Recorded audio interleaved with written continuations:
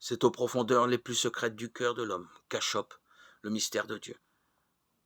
Mais comme le donnent à entendre les paraboles, cette résistance des pécheurs aux avances divines n'entrave en rien la réalisation du dessein divin.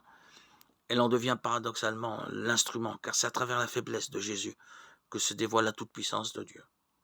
Cette faiblesse du Fils de l'homme a, il est vrai, des profondeurs de mort, et, conscient des horizons de sa mission, Jésus se décide à les laisser entrevoir.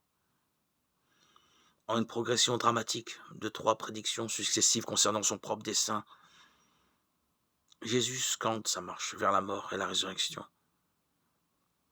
Ces annonces ne constituent cependant pas une sorte de point de départ absolu. Elles prolongent les discrètes et énigmatiques prophéties dont nous avons parlé dans les précédents audios. Elles sont liées aux grands gestes symboliques qui les préparent et leur donnent leur plénitude de sens. Presque dès le début de son ministère, la perspective d'une mort violente a hanté l'esprit du Christ. Il savait fort bien que les accusations dont il était l'objet, les blasphèmes, Marc 2,7, Matthieu 9,3, la gloutonnerie, l'ivrognerie, Matthieu 11,19, les infractions à la loi du sabbat, Marc 2, 23-28, Matthieu 12, 1-8, étaient punis de mort. À plusieurs reprises, il n'a échappé à cette menace que par la fuite, Luc 4, 30, Jean 8, 59,